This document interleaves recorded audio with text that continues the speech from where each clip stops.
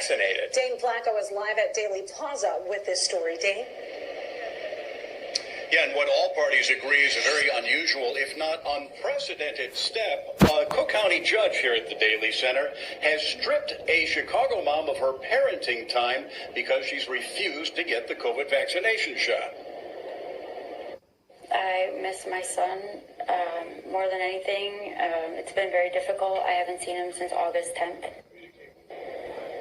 August 10th, that's the day Rebecca Furlid appeared in court via Zoom along with her ex-husband for a child support hearing involving their 11-year-old son. Now, the two share custody, or had shared custody in parenting time, 50-50. She says out of the blue, Cook County Judge James Shapiro asked her whether she'd been vaccinated. She told him no, she had not, because she's had bad reactions to vaccines in the past. Judge Shapiro then ordered that she be stripped of all parenting time with her son until she gets vaccinated. Over the past 2 weeks, she's been able to talk to him on the phone and via video call, but she has not seen her son in person. Furlid is now appealing that order, saying the judge has no business taking away her parenting rights simply because she's not vaccinated. I think it's wrong. It had nothing to do with what we were talking about, and he was placing his views on me and taking my son away from me. But in this case, you have a judge without any matter before him regarding the parenting time of the child deciding, oh, you're not vaccinated, you don't get to see your child until you are vaccinated. That kind of exceeds his jurisdiction. Now, we talked to the attorney representing the father, Jeffrey Leving. You'll be hearing from him next hour. He says they were as surprised by this as anyone, but they support that decision by the judge, saying that given the pandemic, the child should be protected from an unvaccinated mother. We also reached out to the judge and the chief judge's office. They say they cannot comment on this case because it is ongoing. Dystopian nightmare where individual rights are not protected and a scared populace submits to a police state. They're not painting a very nice picture of Australia, I've got to say. Have a look. There's little sympathy for anyone ignoring the health orders. Even this group of teenagers caught partying after dark at the bottom of the North Bondi Cliffs. Herded to higher ground by Polaire's spotlight and speaker, the 8 boys were placed in handcuffs and left to explain a $1,000 fine to mum. 681 penalty infringement notices issued in the last 24 hours. More than 400 of those notices were again for people being outside of their home without a reasonable excuse. To us, a bunch of teenagers being handcuffed in the middle of the night and fined $1,000 each for the crime of meeting at a Sydney beach has become normal. But the rest of the world is looking at that footage, looking at that news coverage with abject horror. It's getting harder and harder to hide if you're doing the wrong thing, especially in the construction industry. A crackdown following on from the recent shutdown.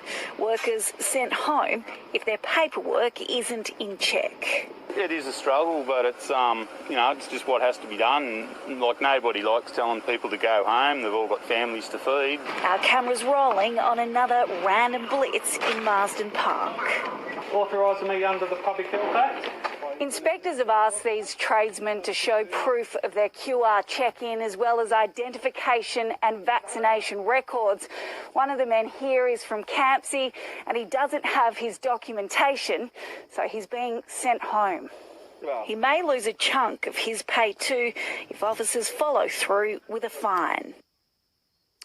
Both those clips were from the same 9 News report, and there was plenty more I could show you from that particular report. That clip has already got millions of views on social media, with people from Scandinavia to South America marvelling at what's happening in Australia. I mentioned top-rating Fox News anchor Tucker Carlson. Here was his latest report on Australia. Well, here are the numbers. From mid-July until last week, the entire nation of Australia, that's 25 million people, has averaged about 1.5 COVID deaths per day out of 25 million people. And that has been enough to justify the end of Australia and totalitarianism. In one recent case, which really does say it all, authorities executed rescue dogs, shot the dogs to death to prevent Australian dog lovers from traveling to adopt the dogs. Leaving your home is no longer allowed, so they just killed the dogs. And the population put up with it. They were told they had to. Nightly news in Australia now looks like a science fiction film. He wasn't done there. There's more, much more. One Australian news outlet just reported, and we're quoting, a tip to Crime Stoppers has blown the lid on a church service attended by 60 adults and children.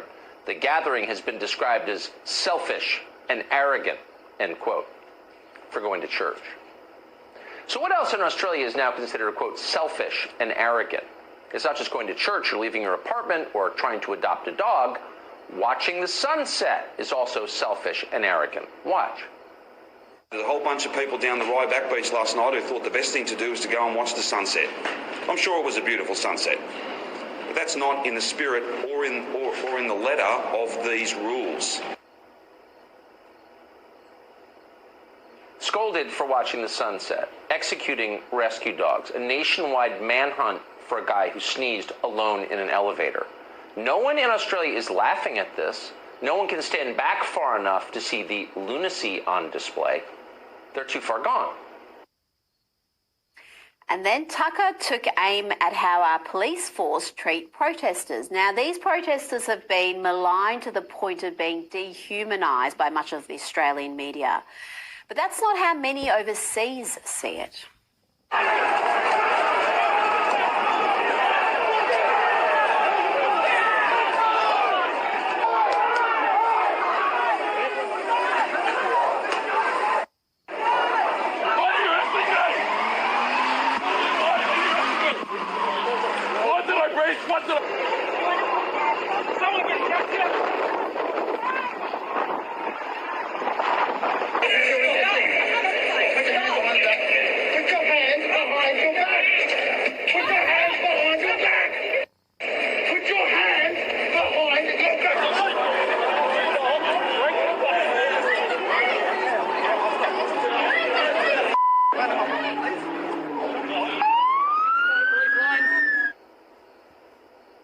If that were Iran, if that footage was shot in Tehran over the weekend, we'd all tug our chins and say, of course, the mullahs, they're not like us.